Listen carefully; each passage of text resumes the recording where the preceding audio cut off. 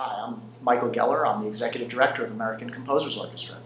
I'm George Lewis, Case Professor of Music at Columbia in Composition and Musicology, and also Director of the Center for Jazz Studies at Columbia.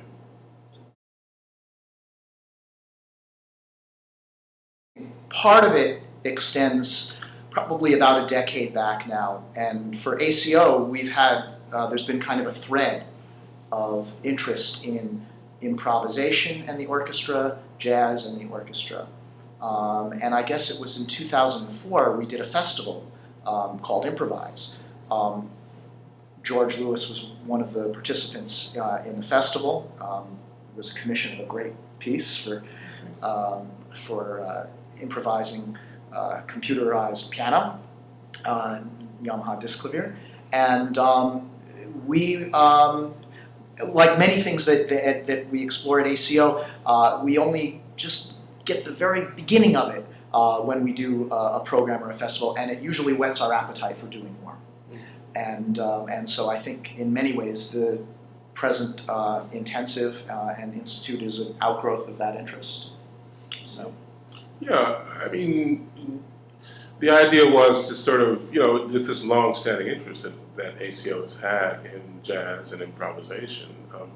I think your original idea was to have readings of jazz composers, which in a way, you've been working with jazz composers and jazz identified composers and, people who are doing hybrid things for quite a long time now. But I guess this put in the new key. I guess my suggestion was that we sort of create a preprocessor, and the code word was Music Modernism Boot Camp. And because my experience with, having had a long experience with both contemporary music and jazz, my experience with them is that in many ways they diverge, and one of the divergent points is around where in the 20th century people split off. So my feeling was that people weren't that aware in some segments of the jazz community about what had been going on in classical music since, let's say, 1960, 1970. And so I've been sending people emails about this, saying, oh, you want to know about this? Here's about 25 people, listen to them, and you'll be good up to 1995. But this in a way is kind of like where that's gone. We brought in a group of wonderful composers who are familiar with this, and what we've been experiencing so far are these very eager people. I mean, when Fabien gave his talk on, and when suddenly, Gerard Grisey came up, the response was just extraordinary. People hadn't heard anything like it, and this piece was composed in 1975, to give you an idea. So there's this, and the interest was great. I mean, Fabien, he couldn't leave the stage. We had to. I mean, he's such a great teacher, first of all, and then what he was saying and the new music he was bringing people. So I'd say that maybe we read that correctly between us. The need and the hunger for new information. Well, the ACO program, we have two concerts, Wet Ink on Friday night, and then ACO on Saturday night. And the ACO program is really a kind of a mix of outlooks on that question, the notion of some kind of a hybridity or elements of hybrid music. A terrific piece by Anthony Davis. You Have the Right to Remain Silent, which will be getting its second performance here at Miller Theater.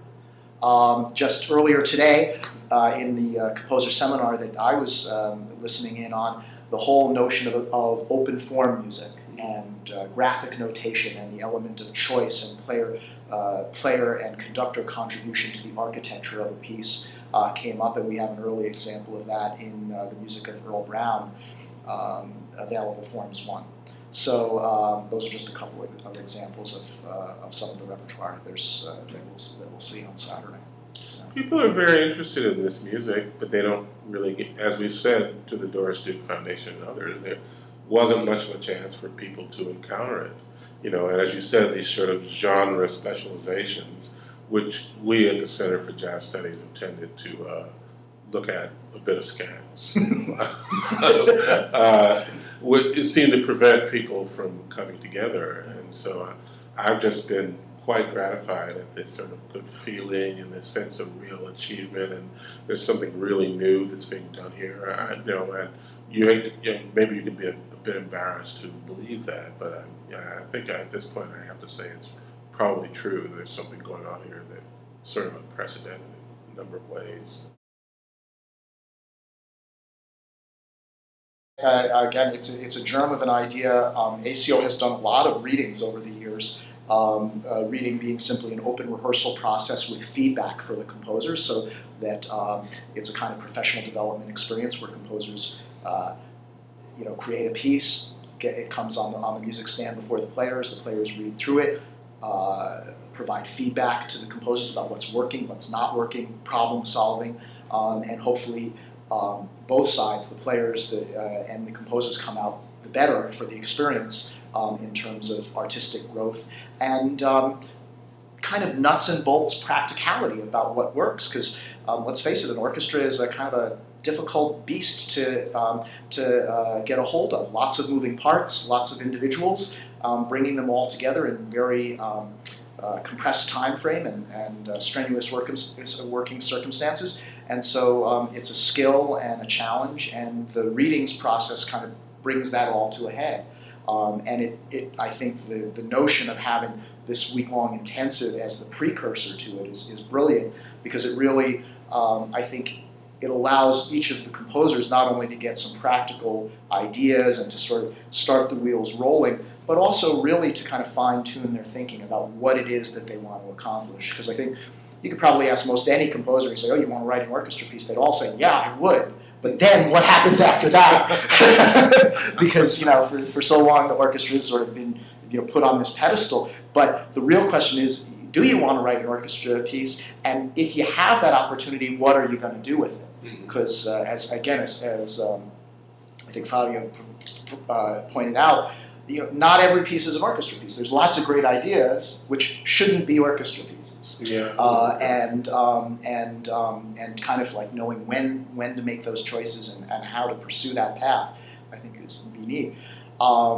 So we will have a very difficult task, I think, in narrowing the field down, because inevitably we will not be able to read everybody who's here this week, at least in this first round. Yeah. So, but it should be an exciting process, and I'm really looking forward to it. And the composers will all have basically 10 to 11 months to see what they're going to come up with, and for the orchestra to read next June.